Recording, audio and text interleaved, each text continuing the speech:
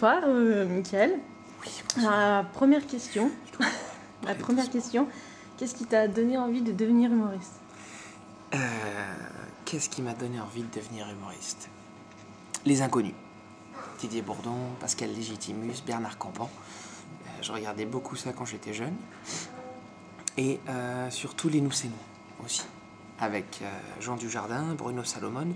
Ce sont des gens que j'adore et qui pour moi sont l'élite de l'humour français.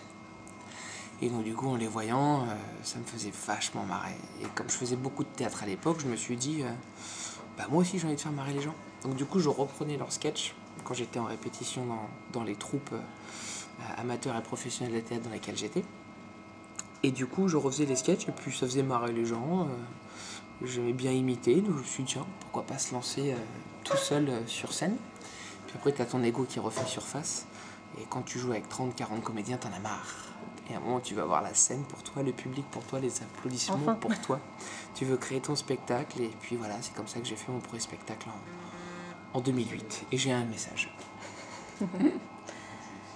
Est-ce que grâce à ton spectacle Le Secret du Bonheur, tu as enfin trouvé les secrets du bonheur? Oui, mais c'est mon secret à moi. Donc c'est pour ça que j'invite les gens à découvrir mon secret pour voir s'ils se rapprochent du leur. Mais j'ai pioché quelques éléments dans la vie de tout le monde, de Monsieur Tout le Monde. Donc tout le monde pourra trouver une part de son secret pour être heureux. Qu'on soit prof de musique, qu'on soit doubleur de dessin animé, qu'on soit Dieu, qu'on soit une personne lambda. Normalement, toutes les personnes trouvent le secret du bonheur à la fin. Et il y a un moucheron. Quel est ton personnage préféré dans Disney? Et est-ce que tu veux bien l'imiter? Faire le personnage? J'en ai plein. Mais mon personnage, c'est Mickey. Parce que j'adore le faire. Et puis que ça vient tout seul. Et c'est celui qui a bercé l'enfance de tout le monde. Et après, c'est Winnie l'ourson. Oh la barbe! Moi, j'adore le miel. Je suis une personne qui aime pas trop le miel, mais qui adore Winnie l'ourson. Et comment se passe la tournée en ce moment? Et quel bilan tu pourrais faire en tirer, sachant qu'il n'est pas encore fini? Alors, le bilan financier est catastrophique. Le bilan moral aussi. Le bilan public est énorme. Non, je plaisante. On tire les mouches, c'est horrible. Le bilan.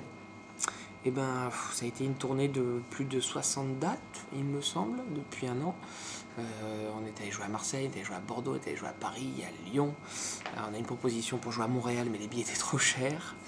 Le bilan, il est plus que positif.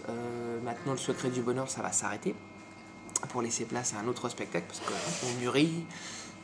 On reconnaît ses erreurs, on retravaille. Et puis j'ai eu la chance de rencontrer Arnaud Maillard, Simon Farley qui m'ont bien aiguillé. Et du coup maintenant je me dirige vers un tout autre spectacle, mais c'est un bilan plus que positif. Moi j'ai trouvé le secret du bonheur qui est en fait le public pour moi. Donc c'est un secret que j'ai trouvé après, puisque le véritable secret du bonheur c'est pas ça, je vais pas le délivrer comme ça.